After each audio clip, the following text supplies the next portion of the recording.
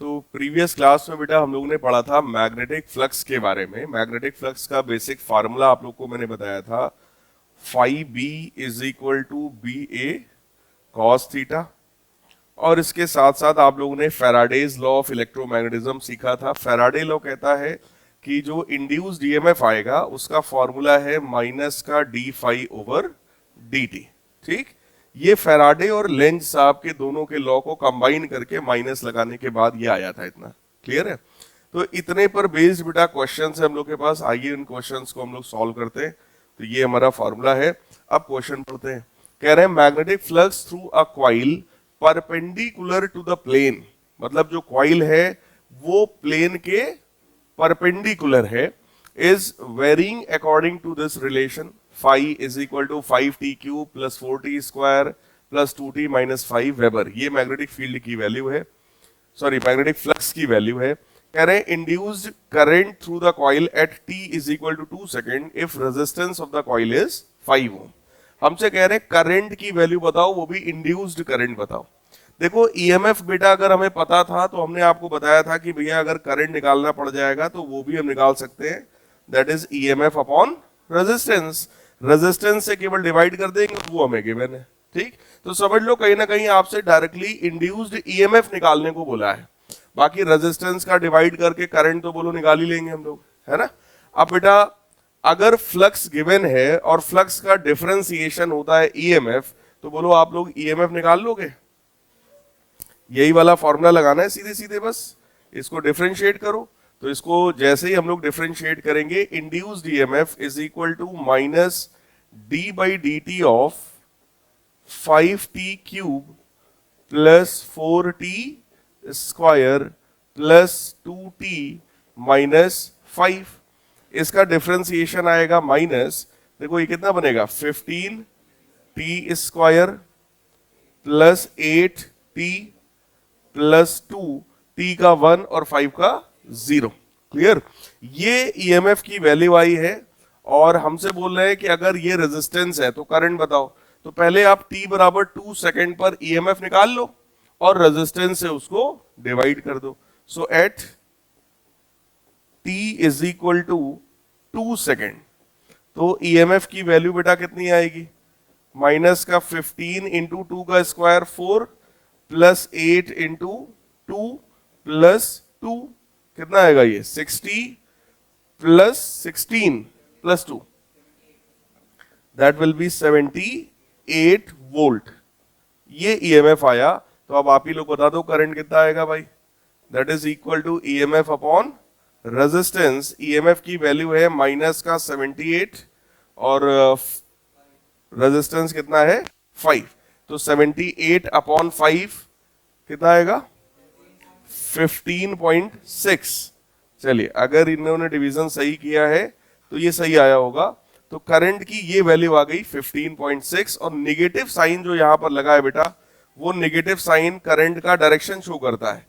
ये negative sign कहीं ना कहीं लेंज लॉ को रिप्रेजेंट कर रहा है कि इंड्यूस्ड ईएमएफ का डायरेक्शन हमेशा ऐसा होगा जो उसको प्रोड्यूस करने वाले कॉज का अपोज करेगा। और कॉज क्या है, फ्लक्स चेंज हो रहा है। तो अगर फ्लक्स चेंज होगा तो इंड्यूस करंट चाहेगा कि वो चेंज ना हो। क्लियर है? ठीक, आगे बढ़ा जाए, कर लेंगे ऐसा क्वेश्चन। खैर ये इंपॉर्टेंट क्वेश्चन तो है ही है, आपके बोर्ड के लिए तो काफी इंपॉर्टेंट है। कई बार जेई मेंस और नीट जैसे एग्जामिनेशन में भी इस तरह का क्वेश्चन आ जाता है। सेम इसी पैटर्न पर जेई मेंस के एग्जाम में पिछले साल क्वेश्चन आया था, शायद लास्ट ईयर ही आया था। उसमें चार्ज गिवन था, ऐसे ही कुछ टाइम के साथ एक्सप्रेशन था और बोल रहे थे करंट बता दो, इंस्टेंटेनियस करंट एट t बराबर 2। तो अगर आपको चार्ज पता है, करंट निकालना है, तो simple dq by dt differentiate करो और जो टाइम की वैल्यू दी थी उठा के रख दो। मतलब इस तरह के इजी क्वेश्चंस भी जेई और नीट जैसे एग्जाम्स में कई बार मिल जाते हैं। तो आप लोग का टारगेट होता है कठिन क्वेश्चन एक बार भले ना कर पाओ, लेकिन इजी क्वेश्चन तो 100% कर देना चाहिए। बात समझ में आई? फिलहाल अगला क्वेश्चन देखो, वो भी कुछ इसी तरीके का है। कह रहे हैं कि एक स्क्वायर लूप है जिसका साइड है बेटा 10 सेंटीमीटर और उसका रेजिस्टेंस है 0.7 ohm, is placed vertically in east west plane. तो जरा ये बताओ ये लूप कैसे रखा होगा, स्क्वायर लूप है, ठीक, ईस्ट वेस्ट प्लेन में वर्टिकली रखा है, मतलब कैसे रखा है, ऐसे भाई, ईस्ट ये वेस्ट, तो ये ईस्ट वेस्ट डायरेक्शन हो गया, और वर्टिकल प्लेन तो ऐसे ही होगा, तो ये ऐसे रखा हुआ है स्क्वायर।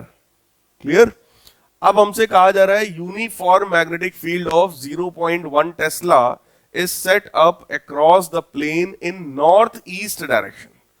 नॉर्थ ईस्ट डायरेक्शन में, अगर ये ईस्ट है ये वेस्ट है, तो नॉर्थ ईस्ट किधर होगा भाई, इसको नॉर्थ मान लो, या तो ये ईस्ट है तो नॉर्थ ईस्ट बोलो, ये होगा, पक्की बात है, नॉर्थ ईस्ट है ना। तो ये 45 डिग्री का एंगल कहीं ना कहीं बना रहा है नॉर्थ ईस्ट की, क्योंकि बात कर दिया गया। कह रहे हैं magnetic field is decreased to 0 in 0.7 second. कह रहे हैं 0.7 सेकेंड में मैग्नेटिक फील्ड जिसकी वैल्यू 0.1 टेस्ला थी वो घट के 0 हो गई। मैग्नेटिक फील्ड जिसकी वैल्यू 0.1 टेस्ला थी वो घट के कितनी हो गई, 0 हो गई। कितने टाइम में, 0.7 सेकेंड्स में, at a steady rate. Determine magnitudes of induced EMF and current during this time interval.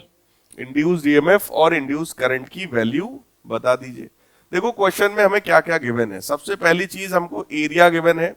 अगर ये 10 सेंटीमीटर है तो बोलो 10 सेंटीमीटर का स्क्वायर कर देंगे, and this will become 100 centimetre square, जिसको अगर आप मीटर में कन्वर्ट करोगे तो कितना आएगा, 100 इंटू 10 की पावर -4 मीटर स्क्वायर। ये एरिया गिवन है।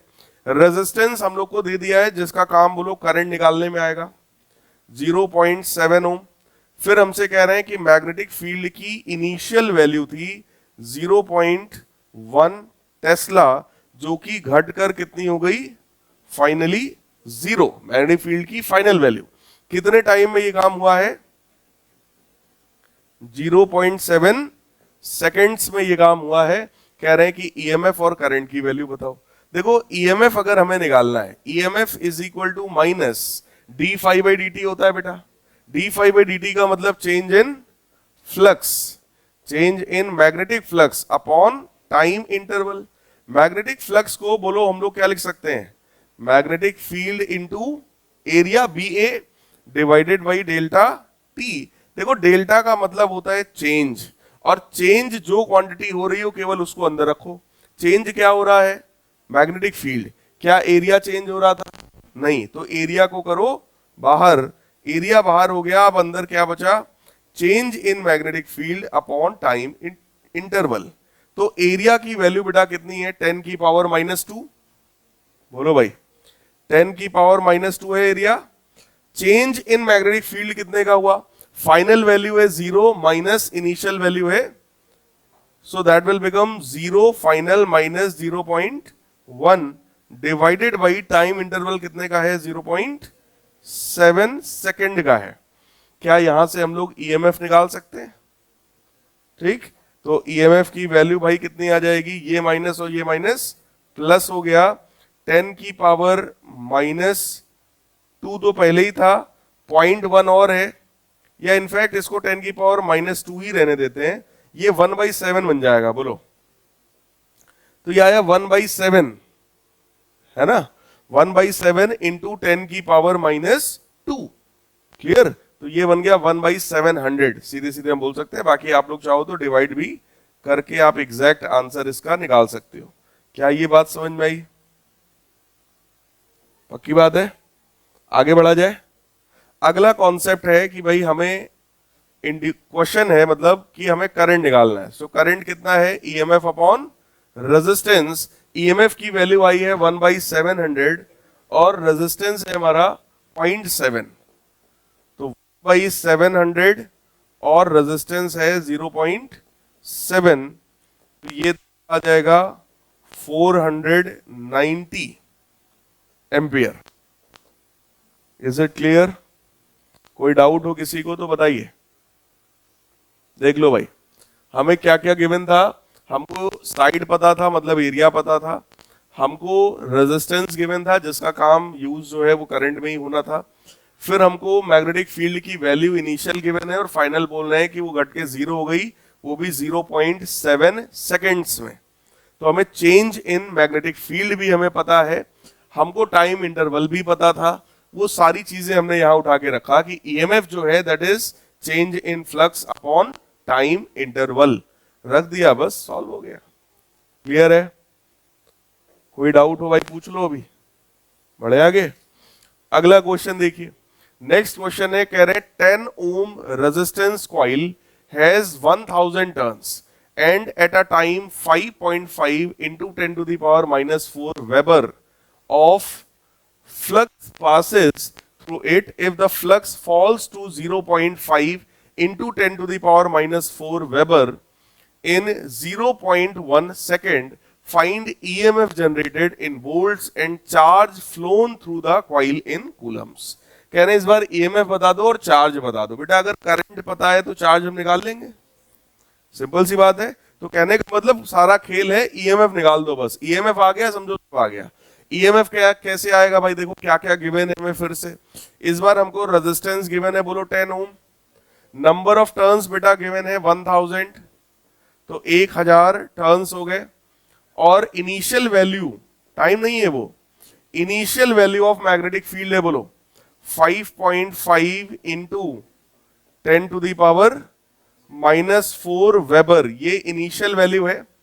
और फाइनल वैल्यू कह रहे हैं कि वो फ्लक्स जो है वो फॉल कर गया, मतलब घट करके इतना हो गया, यानी मैग्नेटिक फील्ड की, नहीं नहीं नहीं नहीं नहीं नहीं नहीं नहीं, ये फील्ड नहीं है भाई, ये क्या चीज है, क्योंकि इसका यूनिट क्या है, वेबर। वेबर जो होता है वो फ्लक्स का है ना। तो फाइनल फ्लक्स की वैल्यू हमें गिवन है 0.5 into 10 to the power -4 weber, और टाइम इंटरवल कह रहे हैं बेटा 0.1 सेकेंड का है। कह रहे हैं ईएमएफ बता दो, चार्ज बता दो। अगेन सेम फार्मूला लगेगा, ईएमएफ जो होता है that is minus change in magnetic flux upon time interval, सही है। लेकिन अगर n नंबर ऑफ टर्न्स हो जाए तो that will be multiplied by n also. तो यहां पर वही काम होना है कि 1000 टर्न्स गिवन है, तो बेटा सब कुछ सेम है, बस 1000 का मल्टीप्लाई यहां पर इस बार और हो जाने वाला है। So it will be 1000 multiplied by change in flux, that means final flux minus initial flux. Final है बेटा 0.5 और इनिशियल है 5.5, तो डिफरेंस कितने का हुआ, -5 इंटू 10 to the power -4, ये चेंज इन फ्लक्स हो गया, divided by time interval that is 0.1 second. तो इसको आप लोग सिंप्लीफाई कर लो, माइनस माइनस हो जाएगा प्लस, तो ये बन जाएगा बेटा 1/10 है, ये ऊपर जाएगा, इसको 10 की पावर -3 बनाएगा, वो कैंसिल हो जाएगा। ओवरऑल वैल्यू कितनी आएगी, क्या ये बात समझ में आई? अब अगर हमें ईएमएफ पता है और हमसे कह रहे हैं कि चार्ज बता दो भैया, तो चार्ज का फॉर्मूला देखो कैसे हम लोग निकालते हैं कि अगर ईएमएफ हमारा है माइनस का delta phi over delta T, है ना, और यहां से अगर हम लोग करंट निकालें, आई अगर हम लोग निकालें, तो वो कितना आता है, माइनस का delta phi upon delta T, ये तो है ही है, साथ में बोलो आर यानी रेजिस्टेंस का डिवाइड और हो जाएगा। और इसी करंट को क्या हम लोग चार्ज अपॉन टाइम लिख सकते हैं, rate of flow of charge, यानी delta Q by delta t, that is equal to minus का delta phi over R delta t, दोनों तरफ से बेटा टाइम इंटरवल हो गया कैंसिल। तो कितना चार्ज फ्लो हुआ उसका डायरेक्ट फॉर्मूला क्या है, change in magnetic flux divided by resistance.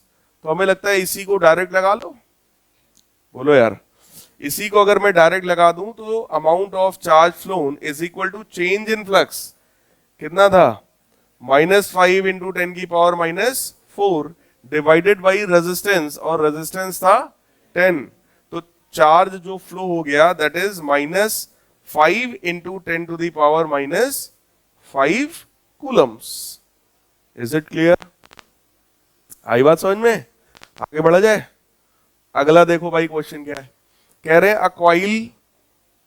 a coil with average diameter of 0.02 meter is placed perpendicular to the magnetic field of 6000 Tesla if induced EMF is 11 volt, when magnetic field is changed to 1000 Tesla in 4 second, what is number of turns? फिर से same type का question है, इस बार number of turns हमसे पूछा गया, EMF दे दिया गया है। ठीक, तो देखो फिर से, अगर डायमीटर बेटा पता है तो क्या रेडियस पता है? कितना है रेडियस? 0.01 मीटर। अगर रेडियस पता है तो क्या हमें एरिया पता है? कितना? पाई आर स्क्वायर, यानी कि पाई इंटू 0.01 का होल स्क्वायर। और उसके बाद हमसे कह रहे हैं कि मैग्नेटिक फील्ड इनिशियली था 6000 और बाद में घट के कितना हो गया? 1000। तो चेंज इन मैग्नेटिक फील्ड बेटा कितना हो गया?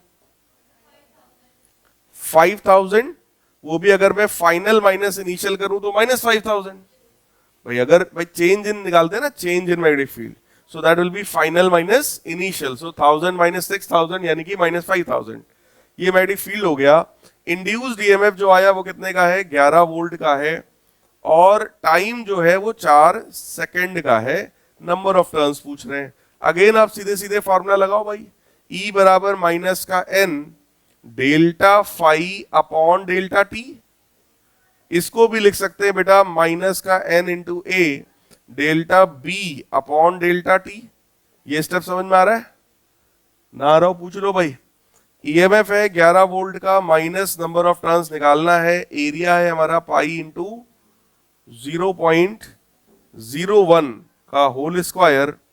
मैग्नेटिक फील्ड में जो चेंज हुआ वो -5000 का, और टाइम कितने का था? 4 सेकंड का। यहां से यार नंबर ऑफ टर्न्स आ जाएंगे। एन निकाल पाओगे? इसको 22/7 लिख देना, है ना? तो ये इसको जब कैंसिल करेगा तो 1/7 आएगा यहां पे। बोलो यार, 22/7 है ना? अच्छा 2/7 आएगा। यस, 22/7 है तो ये उसको 2/7 कर देगा, 11 उस 22 को काटेगा, 2/7 आ जाएगा। वो 2 इसको कैंसिल करेगा, 2 बनाएगा, है ना? तो n की वैल्यू, इधर तो 1n देते हैं, ये माइनस प्लस, इसको n रहने दो एज इट इज। ये बन जाएगा तुम्हारा 7 ये और 2 ये, कितना बनेगा भाई? 14। और ये कितना बनने वाला है? 5 इंटू 10 की पावर, देखो -3 ये है, नहीं +3 ये है, और -4 ये है, तो क्या ये -1 बनेगा? देख लो यार। सो n की वैल्यू आने वाली है आपके पास 14, इनफैक्ट 140 डिवाइडेड बाई 5, तो ये कितना आएगा? 28 नंबर ऑफ टर्न्स। कोई डाउट हो तो बताइए। सिंपल फार्मूला बेस्ड क्वेश्चन है, केवल कैलकुलेशन है, वो तो अपने हिसाब से कर लेना। हो सकता है कहीं गलत कर दिया हो हमने करते टाइम, वैसे नहीं है गलत, लेकिन अगर कुछ होता भी है तो वो एक कैलकुलेशन का मैटर है यार। बाकी फिजिक्स का काम यही है, यही इतना है फिजिक्स का काम बस। उसके बाद तुम्हारा अपना काम है कि तुम कैलकुलेशन कैसे करते हो। अगला है, a wire 88 centimetre long bent into circular loop is placed perpendicular to magnetic flux density of this। ये क्या चीज है? वेबर पर मीटर स्क्वायर क्या होता है? Magnetic field. Magnetic field, weber होता है flux. Phi equal to B A, तो B is equal to phi upon A, यानी वेबर पर metre square. Within 0.5 second loop is changed to 22 centimeter square and flux density increases to 3। Calculate value of the EMF induced। हमसे कहा जा रहा है कि एक 88 सेंटीमीटर लॉन्ग वायर है जिसको बेंड करके एक सर्कुलर लूप बनाया गया। देखो क्वेश्चन वही है, वही ईएमएफ निकालना है, वही फॉर्मूला है, minus change in flux upon time interval. ठीक, बस जबरदस्ती क्वेश्चन को थोड़ा सा टफ बनाने की कोशिश की गई है। क्या कि 88 सेंटीमीटर लंबा वायर है और उससे सर्कुलर लूप बनाया। तो पहला लाइन पढ़ के क्या लगता है, क्या लगाया जाए इसमें? है ये जो 88 सेंटीमीटर है, क्या ये 2 पाई आर के बराबर है? सोचो भाई, 88 मीटर लंबा वायर है जिसको बेंड करके सर्कुलर लूप बनाया, तो यही उसका सरकमफेरेंस है। इसका मतलब दिस इज 2 पाई आर। क्या यहां से रेडियस आ जाएगी? दैट विल बी 88 अपॉन 200 पाई, है ना। और पाई को भी लिख सकते हैं हम लोग 22/7। तो ये इसको कैंसिल कर देगा, 4 बनाएगा, ये इसको कैंसिल करेगा, 50 बनाएगा। तो रेडियस की वैल्यू कितनी हो गई? 7/50 मीटर्स। रेडियस अगर ये है तो क्या हमको इनिशियल एरिया पता है? That is pi R square, यानी 7/50 का होल स्क्वायर। ये बोलो इनिशियल एरिया है। फिर हमसे ये बोला गया कि मैग्नेटिक फील्ड इंटेंसिटी है, मतलब मैग्नेटिक फील्ड की इनिशियल वैल्यू कितनी है? दैट इज 2.5 टेस्ला या वेबर पर मीटर स्क्वायर, एक ही बात है। फिर बाद में कह रहे हैं कि टाइम इंटरवल था 0.5 सेकेंड का। लूप जो कि अभी तक एक सर्कुलर लूप था, वो 22 सेंटीमीटर स्क्वायर में कन्वर्ट हो गया। मतलब एक ऐसा स्क्वायर बन गया जिसका बेटा फाइनल एरिया कितना है भाई? 22 सेंटीमीटर मतलब 22/100 मीटर, और उसका भी स्क्वायर। क्लियर है? ये बन गया बोलो एरिया। सही है। और फाइनल मैग्नेटिक फील्ड कितनी हो गई? कितनी हो गई? 3 टेस्ला। कह रहे हैं ईएमएफ की वैल्यू बता दो। अगेन बोलो ईएमएफ का फॉर्मूला क्या है? E बराबर minus change in magnetic flux, है ना। चेंज इन मैग्नेटिक फ्लक्स मतलब final flux minus initial flux. Final flux बोलो कितना है? B final A final minus B initial A initial divided by, देख लो यार, कोई डाउट लगे इसमें पूछ लो पहले। चेंज इन फ्लक्स निकालने के बाद इनिशियल फ्लक्स का फॉर्मूला बेटा क्या होगा? Magnetic field into area. Final flux का क्या होगा? Final magnetic field into final area. नहीं समझ में आ रही बात? बोलो यार, जो डाउट हो पूछो भाई जल्दी से। Phi is equal to B A होता है, मैग्नेटिक फील्ड इंटू एरिया। आपसे कह रहा है बाद में मैग्नेटिक फील्ड इतना है, बाद का एरिया इतना है। इनिशियल मैग्नेटिक फील्ड इतना है, इनिशियल एरिया इतना है, तो ठीक है ना। क्लियर? जैसे ही हम लोग यहां पे रखेंगे, चेक करिए, माइनस फाइनल मैग्नेटिक फील्ड है बेटा 3 टेस्ला, एरिया है 22/100 का होल स्क्वायर, माइनस इनिशियल है 2.5 टेस्ला, एरिया है पाई टाइम्स 7/50 का whole square, whole divided by time. Time कितना है? 0.5 सेकेंड। तो ये ओवरऑल बस अब केवल सॉल्व करने का काम रह गया भाई। कर पाएंगे? छोड़ दूं इतने में? देखो कैलकुलेटिव है, थोड़ा सा दिमाग लगा के कैलकुलेशन करना, आ जाएगा। ठीक। अगला देखो क्या है क्वेश्चन। कह रहे coil of mean area 500 centimetre square having 1000 turns is held perpendicular to uniform magnetic field of 0.4 Gauss. The coil is turned through 180 degree. अब इस बार कॉइल को 180 डिग्री घुमाया गया। In 1/10 seconds, calculate the average induced EMF. Same formula, ठीक। लेकिन इस बार देखो क्या क्या बोला गया। एरिया हमें पता है 500 centimetre square, number of turns हमें पता है 1000, perpendicular to uniform field of magnetic field 0.4 gauss, ये भी सही है। इस बार केवल एंगल चेंज किया गया, वो भी चेंज इन एंगल कितना है? 180 डिग्री, और टाइम इंटरवल कितने का है? 1/10 सेकेंड। देखो सब कुछ सीजीएस में है, ये सेंटीमीटर में है, ये गॉस में है, सीजीएस में है, तो सब सीजीएस में ही कर दो, क्या दिक्कत है। एवरेज इंड्यूस्ड ईएमएफ हमें निकालना है, तो बेटा इसका फॉर्मूला क्या होगा? EMF is equal to minus का n delta phi upon delta T. Delta phi का मतलब final flux minus upon time interval. So minus number of turns बोलो 1000 है,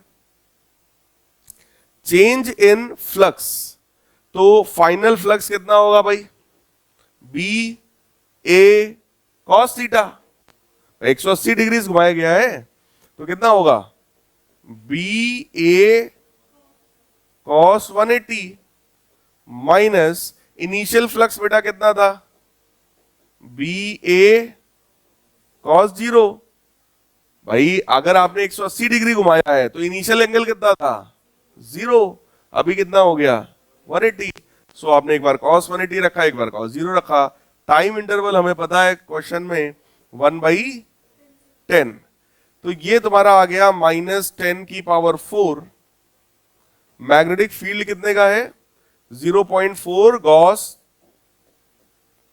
एरिया कितने का है 500, और cos 180 होता है बेटा -1, cos 0 भी होता है 1, cos 0 कितना होता है 1, तो ये -1 माइनस और इसका 1, तो ये -2 हो जाएगा। क्लियर, ये माइनस और ये माइनस प्लस हो जाएगा, और ये ओवरऑल तुम्हारा बनेगा, ध्यान से देखो,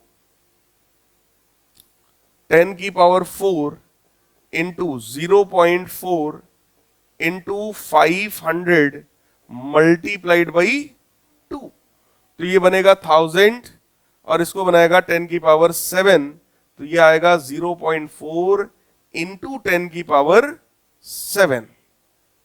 इज इट क्लियर? कोई डाउट हो भाई तो बताओ। ठीक, क्या हो गया, कहीं कुछ गड़बड़ तो नहीं कैलकुलेशन में? कॉन्सेप्ट यार यही है भाई, देखो कैलकुलेशन में हो सकता है कहीं गलती हो जाए अगर हम लोग ना ध्यान दे तो, लेकिन कॉन्सेप्ट वही है, कॉन्सेप्ट में कोई चेंज नहीं है। ठीक, वैसे ठीक ही लिखा है, गलत नहीं लिखा है। Circular coil of radius 10 centimetre, 500 turns and resistance 2 ohm is placed with its plane perpendicular to the horizontal component of Earth's magnetic field। मैंने पिछले चैप्टर में आपसे कहा था कि वो जो Earth's magnetism में 3 डेफिनेशंस थी, कुछ फॉर्मूले थे, हमने कहा था उस वाले चैप्टर में ज्यादा न्यूमेरिकल्स नहीं है, जो उसका थोड़ा मोड़ा यूज है वो इस वाले चैप्टर में करा लेते हैं। तो देखो उन्होंने बात कर दिया, horizontal component of Earth's magnetic field, it is rotated about its vertical diameter through 180 degree in 0.24 second. Estimate the magnitude of EMF and current induced in the coil. Horizontal component of the Earth's magnetic field is this. अब देखो यहां केवल नाम use किया है, बाकी ये horizontal component और ये वो ना भी लिखते तो सिंपल मैग्नेटिक फील्ड की वैल्यू देखो उन्होंने दे दिया है। अब अगर वो इसी में अर्थ्स मैग्नेटिज्म वाले चैप्टर को इसी में यूज करना चाहते तो आपको वर्टिकल कंपोनेंट देते और साथ में एंगल ऑफ डिप दे देते। अब आप वहां यूज करते tan delta is equal to B vertical upon B horizontal, और पहले वहां से आप हॉरिजॉन्टल कंपोनेंट निकालते और फिर यहां यूज करते, तो उस चैप्टर का भी यूज हो जाता और इस वाले चैप्टर का भी यूज हो जाता। अभी फिलहाल बोलो क्वेश्चन सेम वही क्वेश्चन है जो इसके पहले कराया, वहां भी 180 डिग्री घुमाया था, यहां भी 180 डिग्री घुमाया है। बोलो कर पाओगे क्वेश्चन? भाई फाइनल मैग्नेटिक फील्ड में बी ए कॉस 180, इनिशियल में बी ए कॉस 0। एक बार ट्राई करिएगा, नहीं आएगा तो पूछिएगा हमसे। ठीक, next, a conducting circular loop is placed in uniform transverse magnetic field of 0.02 Tesla. Somehow the radius of the loop begins to decrease at constant rate of 1 mm per second। मतलब loop का जो radius है वो घट रहा है धीरे धीरे धीरे धीरे, ऐसे ऐसे रेडियस घट रहा है। Find EMF induced in the loop at the instant when radius is 2 centimetre. कह रहे हैं जब रेडियस 2 सेंटीमीटर थी उस समय इंड्यूस्ड ईएमएफ बताइए। कैसे करोगे बताओ जरा इसको?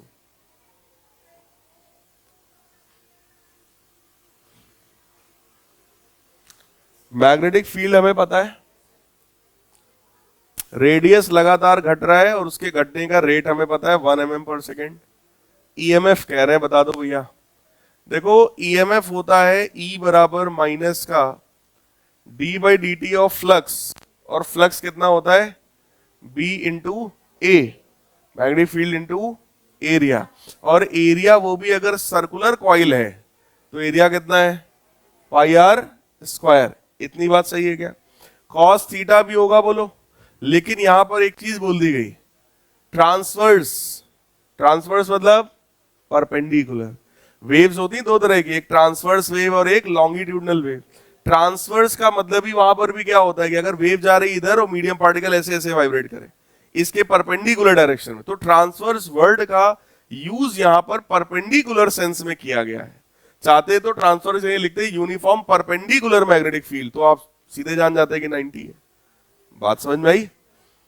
तो फिलहाल यहां पर कॉस जो एंगल था वो परपेंडिकुलर बोल रहे हैं, तो एंगल कितना हो गया 0।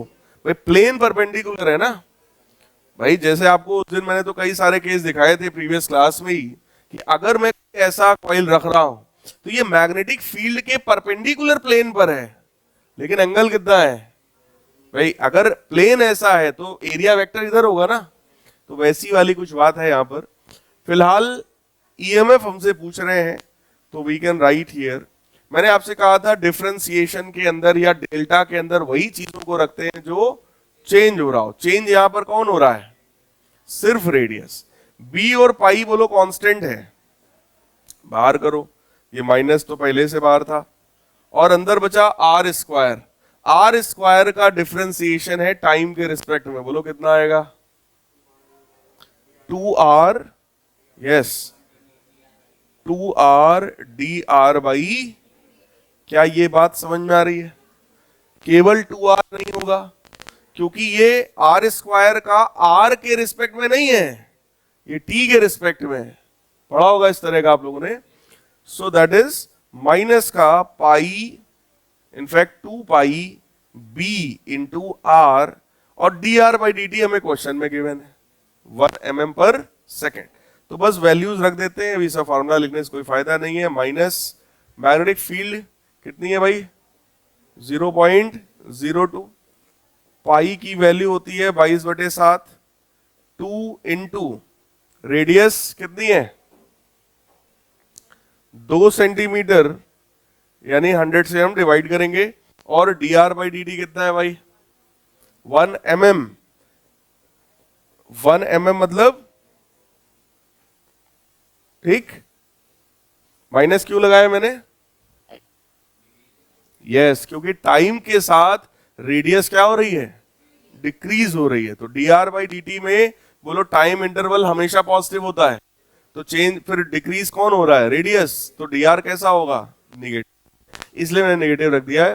हालांकि ये नेगेटिव दोनों पॉजिटिव ही हो जाना है, और ये जो भी है इसको आप सॉल्व करके अपना आंसर निकाल सकते हो।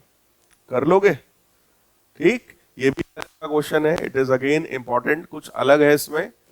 D R by D T आपको समझना पड़ेगा क्या चीज है। इसके पहले मैंने देखो कुछ आपको क्वेश्चंस करवा दिए। Now we are moving towards some derivation part. अब आते हैं अगले कॉन्सेप्ट की तरफ। पहला कॉन्सेप्ट इस चैप्टर का यही था कि भाई मैग्नेटिक फ्लक्स क्या होता है और मैग्नेटिक फ्लक्स से कैसे इलेक्ट्रोमैग्नेटिक इंडक्शन होता है।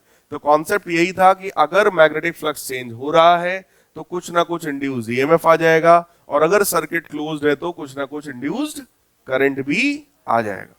फिलहाल बात करते हैं मोशनल ईएमएफ। देखो बेटा, सारा खेल है मैग्नेटिक फ्लक्स का चेंज होना। मैग्नेटिक फ्लक्स यहां पर बोलो कितनी तरीके से चेंज हो सकता है? 3। या तो मैग्नेटिक फील्ड चेंज करो, या तो एरिया चेंज करो, या तो एंगल चेंज करो। सब पर बेस्ड आप कुछ ना कुछ क्वेश्चन कर चुके हो। किसी में रेडियस घट रही है, किसी में सर्कुलर कॉइल था वो स्क्वायर बन गया, तो क्या चेंज करा रहे थे दोनों में हम? एरिया। किसी में कह रहे हैं मैग्नेटिक फील्ड इतनी थी, बाद में घट के इतनी हो गई, या बाद में बढ़ के इतनी हो गई, तो वहां क्या चेंज करा रहे हैं? Magnetic field. किसी में कह रहे हैं 180 डिग्री घुमा दिया, तो क्या चेंज करा रहे हैं? एंगल। कहने का मतलब तीनों पर बेस्ड हम पढ़ चुके हैं। अब उसी चीज को हम एक कॉन्सेप्ट में समराइज कर रहे हैं। मान लो किसी रीजन में मैग्नेटिक फील्ड बेटा ऐसा है, क्रॉस का मतलब मैग्नेटिक फील्ड किधर है? इस प्लेन के अंदर, मतलब बोर्ड के अंदर इस डायरेक्शन में मैग्नेटिक फील्ड है, और इस तरह की यूनिफॉर्म मैग्नेटिक फील्ड में एक फ्रेम हम लोगों ने रखा।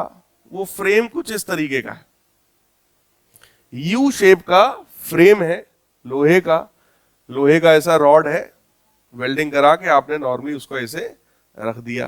ठीक, अब जरा समझिएगा, ये एक PQ, ये एक रॉड है। PQ क्या है? एक रॉड है, कंडक्टिंग रॉड है, made of you can say iron, again iron का बना हुआ एक कंडक्टिंग रॉड है। और इस कंडक्टिंग रॉड को बेटा हमने लेफ्ट साइड में एक कांस्टेंट वेलोसिटी v प्रोवाइड कर दिया। लेट अस सपोज इसका ये वाला जो लेंथ है, दैट लेंथ इज l, तो रॉड की लेंथ कितनी हो गई? l, और ये जो डिस्टेंस है इसको हम लोगों ने मान लिया x। जब ये लेफ्ट साइड में आएगा तो बोलो ये x डिक्रीज होगा लगातार। अगर रॉड लेफ्ट साइड में जा रहा है तो वो x क्या होगा? डिक्रीज होगा। तो ये जो एक एरिया बन रहा था, रेक्टेंगुलर एरिया, जिसकी वैल्यू थी l इंटू एक्स, जब ये लेफ्ट साइड में जाएगा तो क्या वो l इंटू एक्स भी डिक्रीज होगा? तो ये यहां पर मोशनल ईएमएफ में ओवरऑल हम क्या करा रहे हैं? एरिया को चेंज करा रहे हैं। एरिया को, हो सकता है हम इसको लेफ्ट मूव कराएं, हो सकता है हम राइट मूव कराएं।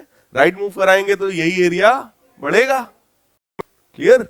तो अब आते हैं इसकी मोशनल ईएमएफ पर बेस्ड कि भाई क्योंकि इस रॉड के मोशन की वजह से एरिया घट रहा है या बढ़ रहा है, तो उसकी वजह से ईएमएफ आएगा, इसलिए उसका नाम क्या है?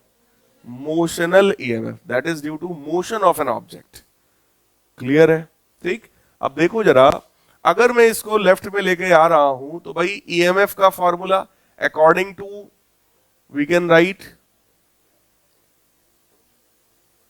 अकॉर्डिंग टू Faraday's law,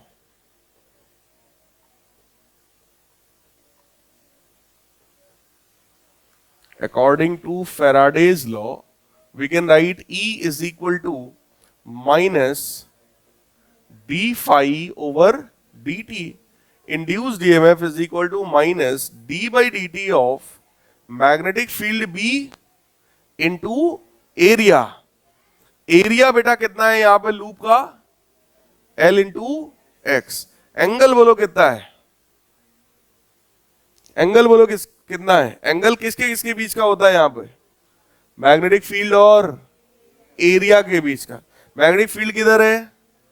अगर ये लूप ऐसा है तो क्या इसका एरिया वेक्टर या तो अंदर या तो बाहर, या तो एंगल 0 या तो एंगल, बोलो यार सही है?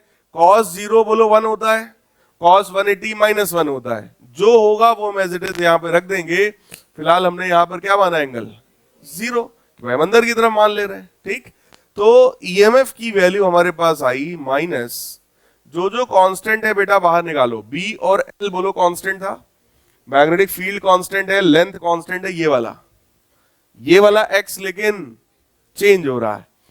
सो बी एल बाहर हो गया, अंदर क्या बचा बेटा? D x by D T. तो ईएमएफ की वैल्यू आ गई माइनस बी इंटू एल, और D x by D T को क्या मैं माइनस वी लिख सकता हूं? dx बाई डी टी को rate of decrease of x, क्या इसको मैं माइनस वी लिख सकता हूं? माइनस क्यों लिखा मैंने?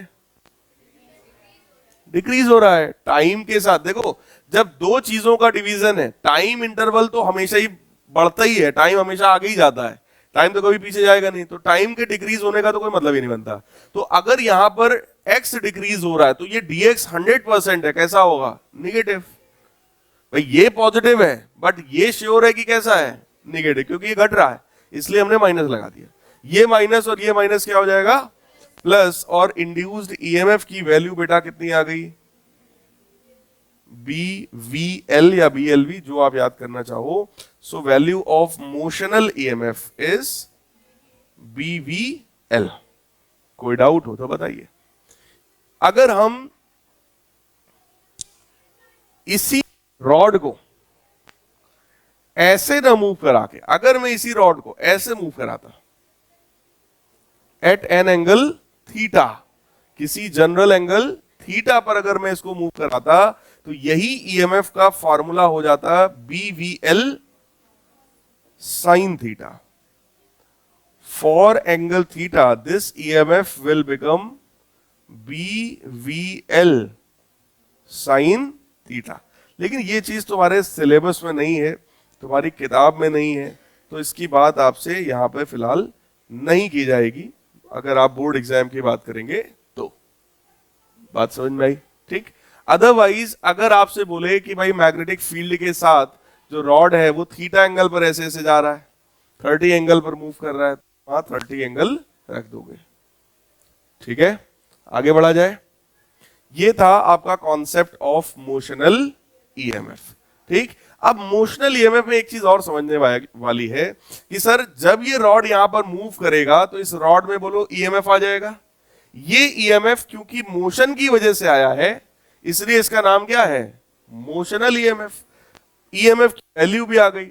अगर इस रॉड PQ में कुछ रेजिस्टेंस होता, इफ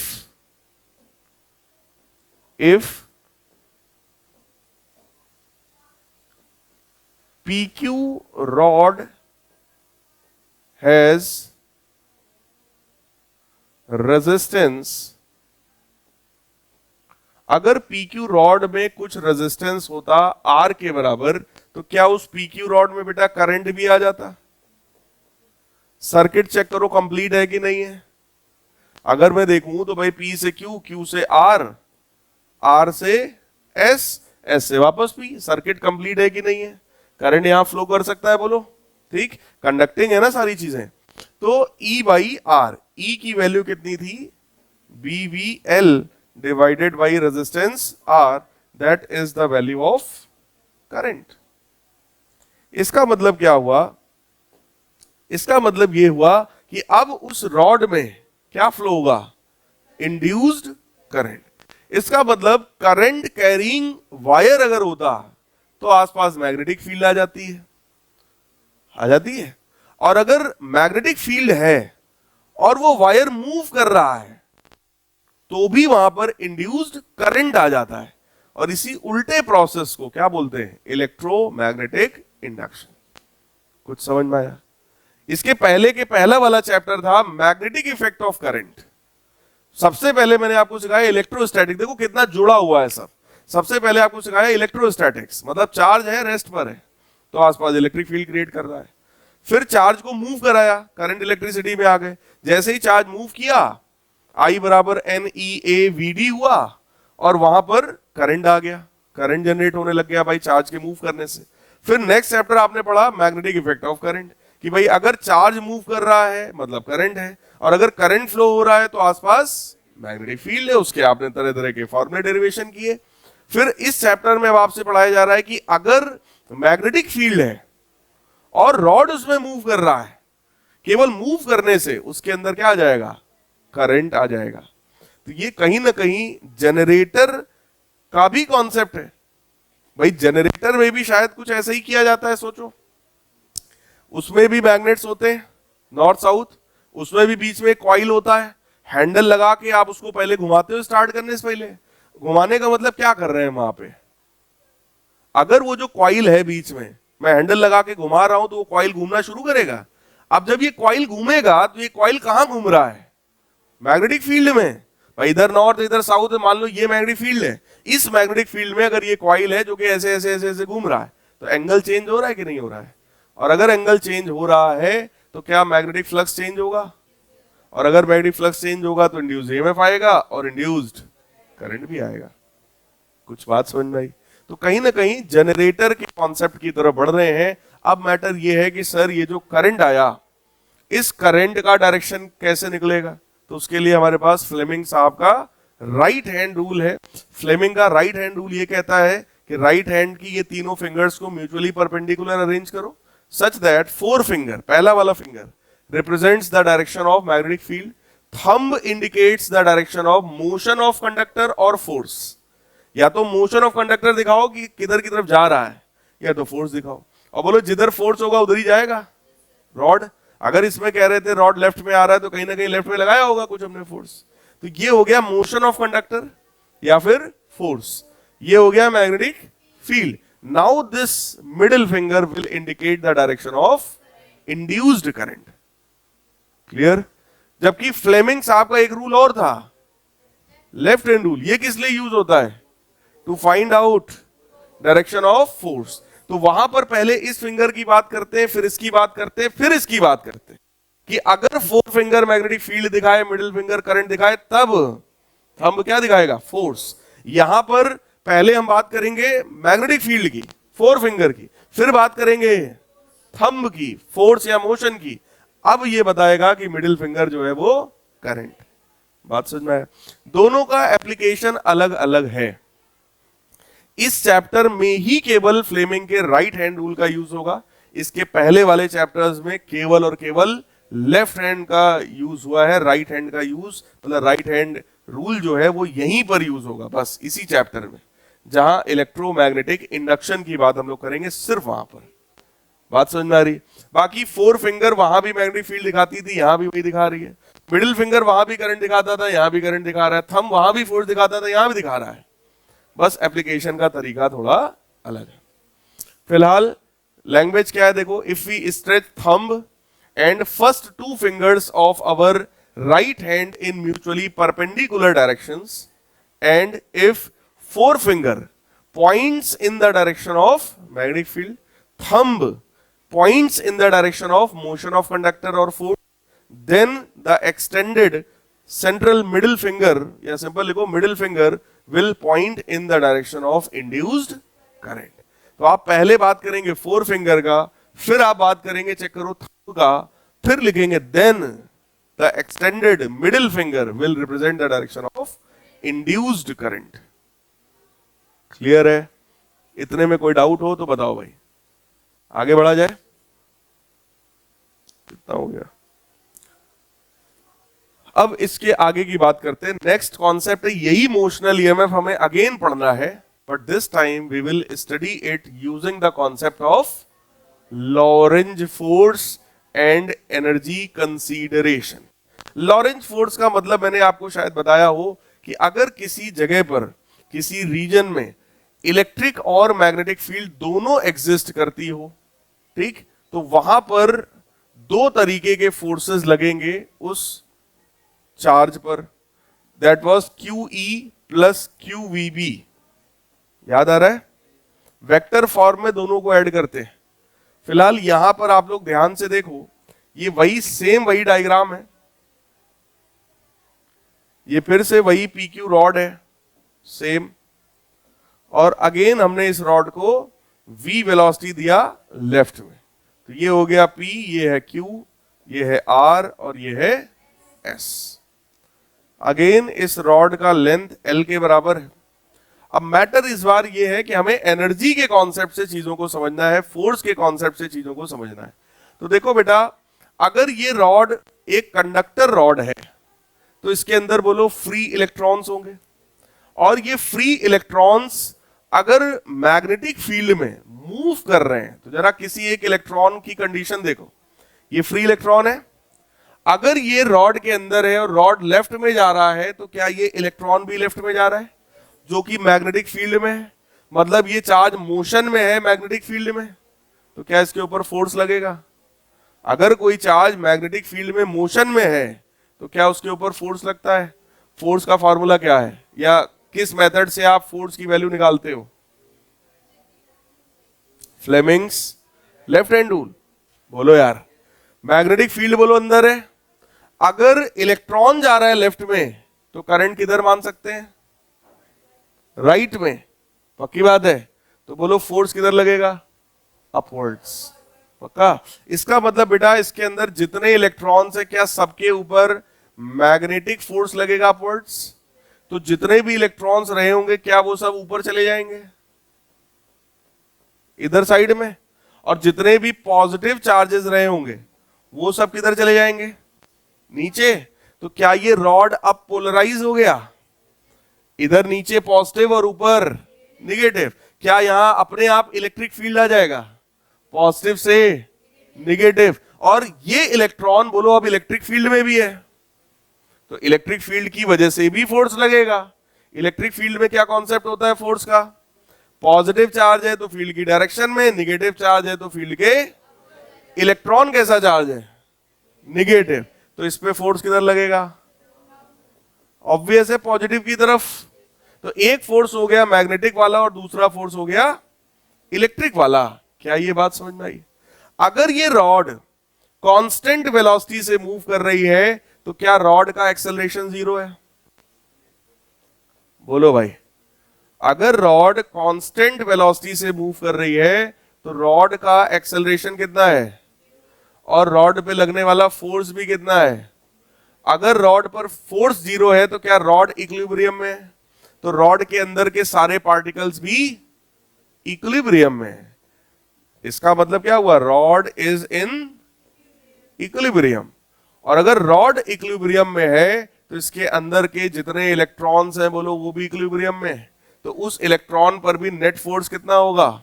जीरो। अगर नेट फोर्स जीरो होगा तो क्या Fm Fe के बराबर हो गया? भाई Fm ऊपर है, Fe नीचे है और नेट फोर्स बोला जा रहा है जीरो है, तो Fm बराबर Fe। Fm की वैल्यू क्या QVB और Fe की वैल्यू QE।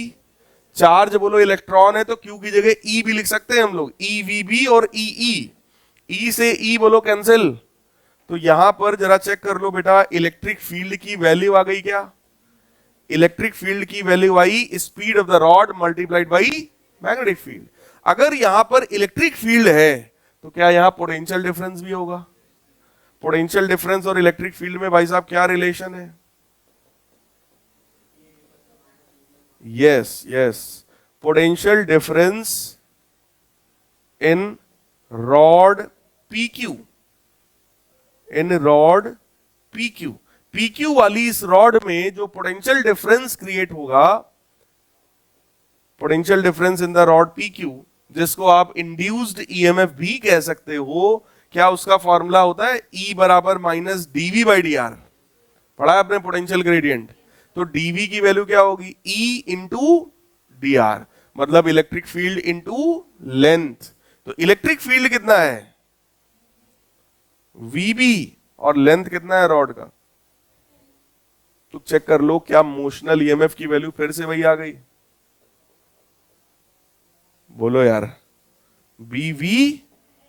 लेकिन इस बार क्या हम लोगों ने फैराडेज लॉ लगाया एक बार? इस बार हम लोगों ने कॉन्सेप्ट किस चीज का लगाया है? फोर्स का। कि पहले क्योंकि कंडक्टर रॉड है तो उसमें फ्री इलेक्ट्रॉन्स हैं, रॉड मूव कर रहा है तो इलेक्ट्रॉन्स भी मूव कर रहे हैं। इलेक्ट्रॉन जा रहा है लेफ्ट में तो करंट मान सकते हैं राइट में। मैग्नेटिक फोर्स आया ऊपर, सारे इलेक्ट्रॉन चले गए ऊपर, सारे प्रोटॉन चले गए नीचे। रॉड पोलराइज हुआ, इलेक्ट्रिक फील्ड आया और इलेक्ट्रिक फोर्स आया। क्योंकि रॉड इक्विलिब्रियम में है तो सारे इलेक्ट्रॉन्स इक्विलिब्रियम में, Fm Fe के बराबर हुआ और इलेक्ट्रिक फील्ड की वैल्यू आ गई। इलेक्ट्रिक फील्ड अगर पता है तो पोटेंशियल डिफरेंस सिंपली निकाल सकते हैं, that is electric field multiplied by length, और ये वैल्यू आ गई BVL। कोई डाउट हो किसी को? बताओ बेटा, पक्का है? अगर EMF हमें पता है तो क्या हमें करंट भी पता है? So if resistance of rod, if resistance of rod is R, अगर रॉड का रेजिस्टेंस R है तो क्या करंट की वैल्यू आ गई EMF अपॉन रेजिस्टेंस, यानी कि BVL अपॉन R। तो क्या अब ये एक करंट कैरिंग रॉड है जो कि मैग्नेटिक फील्ड में रखा है? अगर करंट कैरिंग रॉड है तो उस करंट का डायरेक्शन बताओ पहले तो। करंट का डायरेक्शन कौन से रूल से निकलता है? फ्लेमिंग्स। बोलो मैग्नेटिक फील्ड अंदर, और मोशन ऑफ रॉड किधर है? लेफ्ट, तो करंट किधर आएगा? इसका मतलब इस रॉड में ध्यान से देखना, जो करंट आएगा क्या वो इस डायरेक्शन में आएगा? लाइक दिस, क्लॉकवाइज आ रहा है। Now this is a current carrying rod which is placed in magnetic field। अगर एक करंट कैरिंग रॉड किसी मैग्नेटिक फील्ड में रखी हो तो क्या कोई कॉन्सेप्ट पढ़ा है आपने इससे रिलेटेड? फोर्स। बोलो यार, अगर एक करंट कैरिंग रॉड है और मैग्नेटिक फील्ड में रखी है तो बोलो फोर्स लगेगा। और वो फोर्स निकालने के लिए कौन सा रूल है हमारे पास? फ्लेमिंग्स। बोलो मैग्नेटिक फील्ड अंदर है, करंट नीचे है, तो रॉड पे फोर्स किधर लगेगा? किधर लगेगा? क्या यही लेंज लॉ है? सोचो यार भाई, इंड्यूस्ड करंट की वजह से जो फोर्स इंड्यूस होगा वो राइट साइड में है, और लेंज यही चाहते थे कि जिस वजह से इंड्यूस्ड करंट आ रहा है वो वजह को खत्म करो, उस वजह को अपोज करो। वजह क्या थी? रॉड का लेफ्ट में आना। रॉड अगर लेफ्ट में ना आता तो क्या ये बवाल होता? कुछ ना होता। तो रॉड लेफ्ट में आ रहा था, तो लेंस साहब ने कहा ऐसा करो, इसमें फोर्स लगाओ राइट साइड में।